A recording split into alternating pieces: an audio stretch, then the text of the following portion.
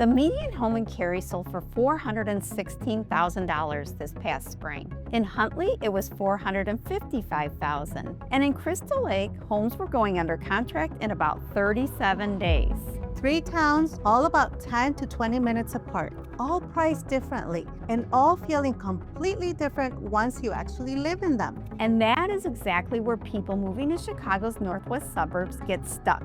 Lucky for you, we don't have to guess. I'm Tamara. And I'm Ozzie. Together, we spent nearly a decade helping clients buy and sell homes throughout Huntley, Crystal Lake, Cary, Algonquin, plus the 55-plus market in Webb, Sun City, Huntley.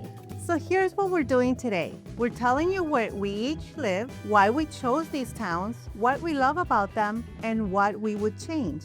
Then we'll tell you where we would move if we were 30 and commuting downtown, where we would move if we were 40, had kids and needed more space, and where we would move if we were 60 plus and ready to simplify home maintenance. The question we get more than any other on this channel has nothing to do with interest rates or the market. It's this: where do you two actually live?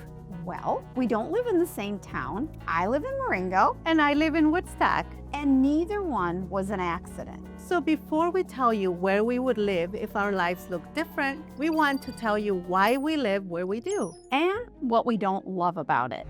Marengo is home for me because both my husband and I grew up here. This isn't a town I discovered on a map or chose after one weekend of looking at houses. It's a community I know from living here, watching it change, and understanding what everyday life actually feels like. Marengo sits in western McHenry County, where Route 20 and Route 23 and 176 come together. But what I enjoy most is what happens after I turn off those main roads. Our neighborhood has very little through traffic. It feels tucked away from the congestion, and that's something my husband and I really appreciate. Housing-wise, Marengo gives you an interesting mix. You have older homes near downtown, established subdivisions. We have newer construction and properties outside the center of town where you can find larger lots and more space between neighbors. The latest numbers from our local MLS for single-family homes through the end of July 2026 put Marengo's median sale price at $374,900, compared with $349,900 the same time last year. That's an increase of roughly 7%. Now, that doesn't mean every home in Marengo increased by exactly 7%. The style, size, condition, and mix of selling,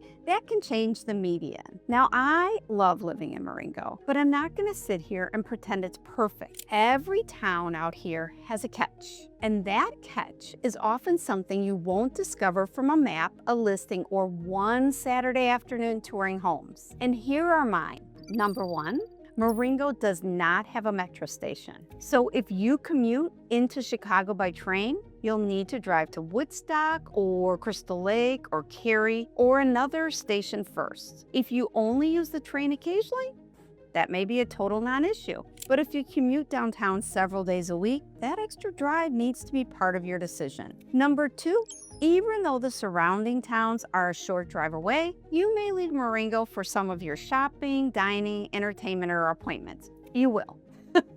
My husband and I don't mind that. We enjoy our neighborhood enough that we're willing to make those drives. But if you want a large selection of shopping and restaurants within 5 minutes of your house, Marengo may feel a little different from what you're used to.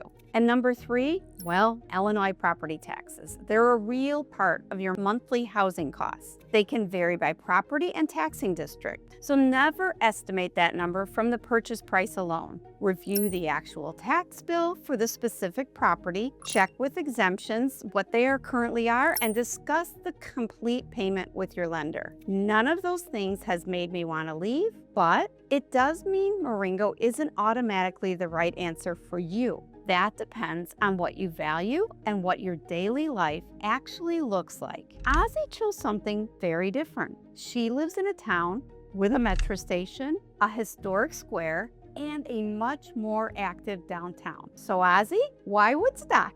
Woodstock became home for me when I first got married. At the time, it was centrally located between both sets of our parents. That mattered to us, and it made Woodstock the practical place to begin our life together. But over the years, it became much more than the midpoint between our families. The historic Woodstock Square is a major part of the town's identity. You have the Woodstock Opera House, locally owned restaurants and shops, the farmers market, concerts, seasonal events, and the metro station just off the square. After all these years, I still enjoy the sense of connection. Woodstock doesn't feel generic. It has its own unmistakable identity. Housing-wise, Woodstock also gives you a broad mix. You'll find historic homes near the square, established neighborhoods, ranches, two-story homes, townhomes, newer subdivisions, and properties with more land as you move outside the center of town. The latest numbers from our local MLS for single-family homes through the end of July 2026 put Woodstock's median sale price at $385,000 compared with $365,000 during the same period last year. That's an increase of approximately 5.5%. Again, that doesn't mean every Woodstock home increased by that amount. Different types of homes may have sold during each period, but it gives you another example of why these towns need to be studied separately. There's also a misconception that Woodstock is only its historic square. The square is a major part of the community, but living in Woodstock can feel very different depending on whether you're near downtown, in an established subdivision, in a newer development, or on a more rural property outside the center of town. For me, everyday life in Woodstock feels familiar without feeling ordinary. I can run my errands, meet someone for coffee, or walk through the square and still notice the history and the character around me. There's usually something happening, but Woodstock never loses the comfortable hometown feeling that made us want to stay here. That is why you cannot choose a town from a map or a few listing photos. You have to think about how you want an ordinary Tuesday to feel like.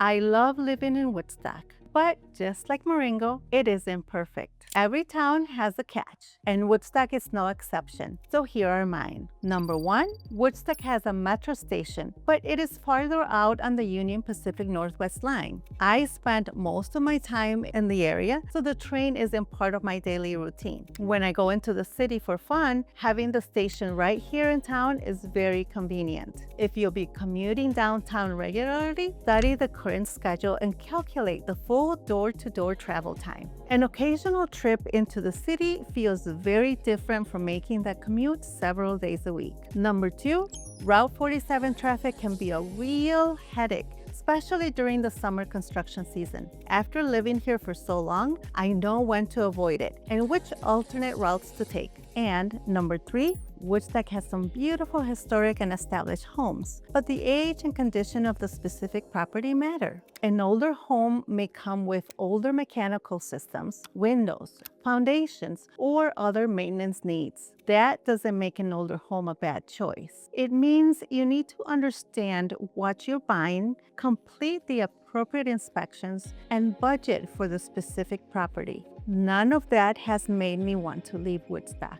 It does mean Woodstock won't automatically be the right choice for everyone. It depends on what you value, where you need to go, and what you want your daily life to feel like. And that's really the point.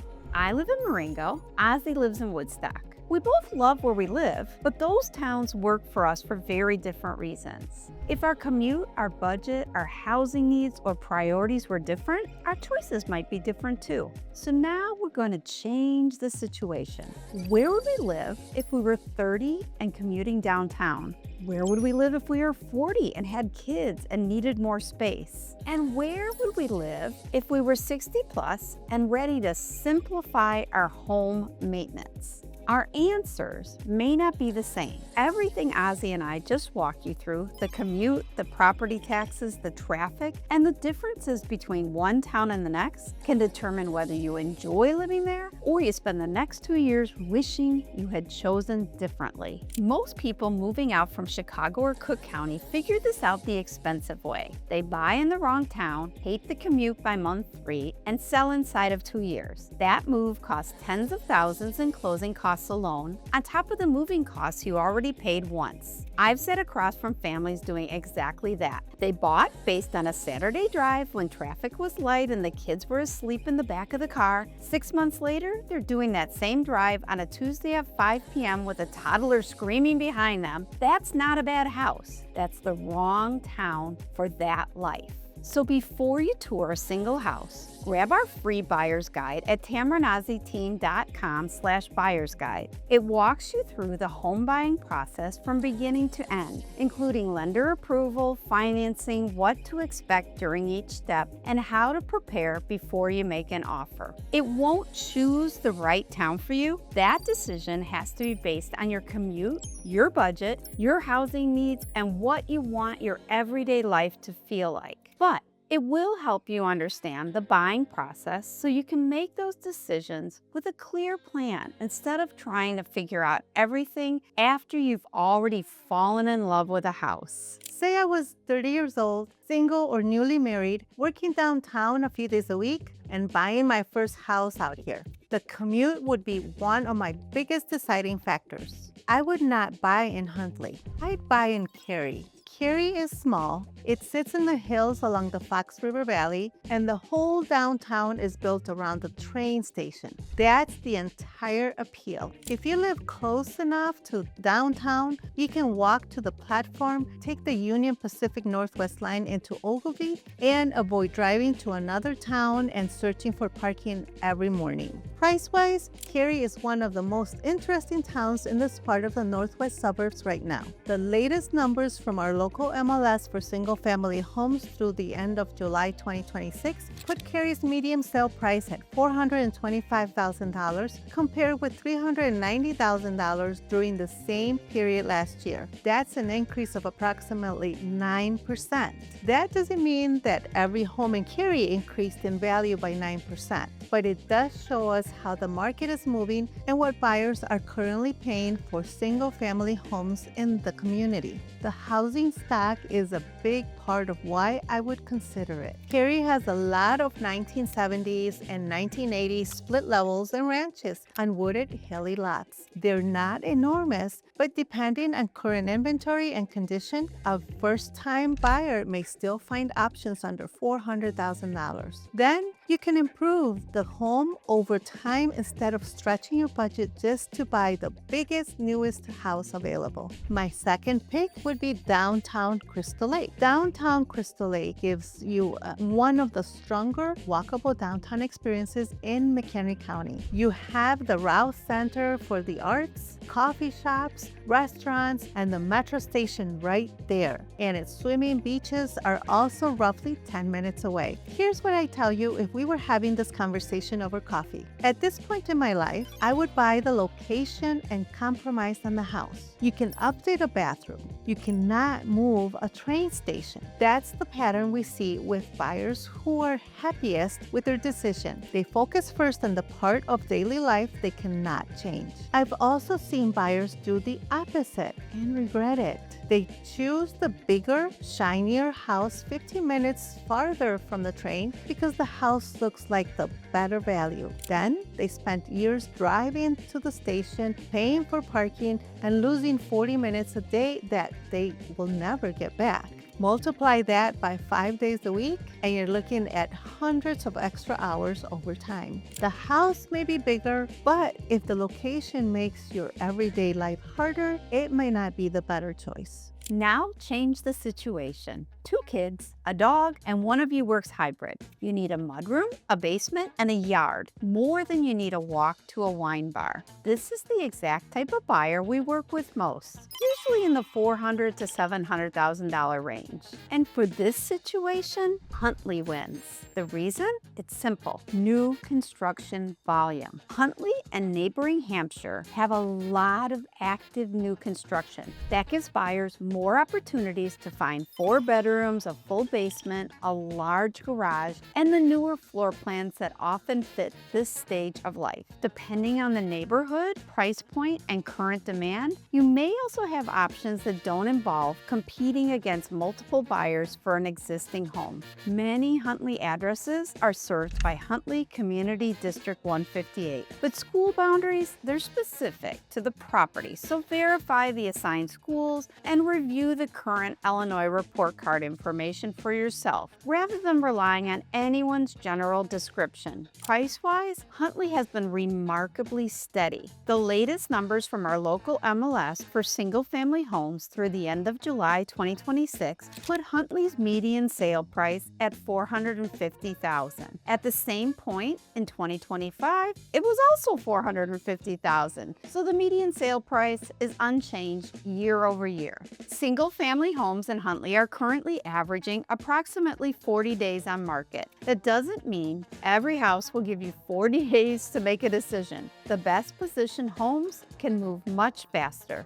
But overall, the market isn't moving at a frantic pace we've seen in the previous years. There's one thing about new construction I want you to hear before you drive into a model home community. The builder's sales representative, they represent the builder. That doesn't make them bad. They're not a bad guy. It simply means their job is to explain and sell the builder's homes, options, incentives, and contracts. Our job as the buyer's representative is different. We help you compare floor plans, lot locations, future development plans, upgrade costs, builder incentives, and inspections, and the choice that could affect both your daily life and the home's future resale. Contact us before your first visit to a builder. In our market, we generally need to accompany you on the first visit so your representation is properly registered right from the beginning. That's a very different conversation from the one happening across the model home desk. If new construction isn't your thing,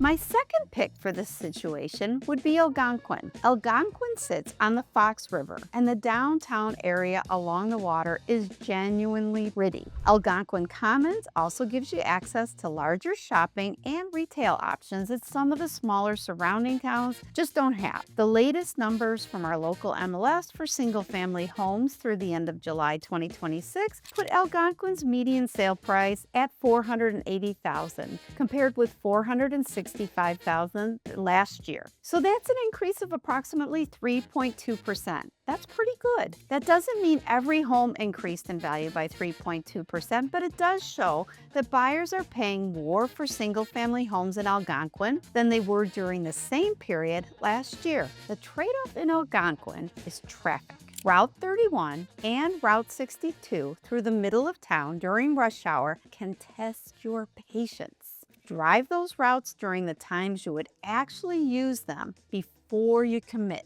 And now, the one I pick for myself when I no longer want every trip to Trader Joe's or Costco to begin with a 30-minute drive. Del Webb Sun City Huntley is a large 55-plus active adult community sitting right in Huntley, Illinois. And it doesn't feel like a typical subdivision. It feels like it's a small town inside a town. You have Prairie Lodge and Meadowview Lodge, indoor and outdoor pools, fitness facilities, pickleball and tennis courts, golf, walking and biking trails, clubs, activities, concerts, and places to gather. You can build a very full life without leaving the community every time you want something to do. And what we hear repeatedly from the people who love living there is that they didn't move only for the house. They moved for the lifestyle. They joined a card group, tried pickleball, attended an event, or found a club connected to something they already enjoyed. They didn't have to build a new social life completely on their own.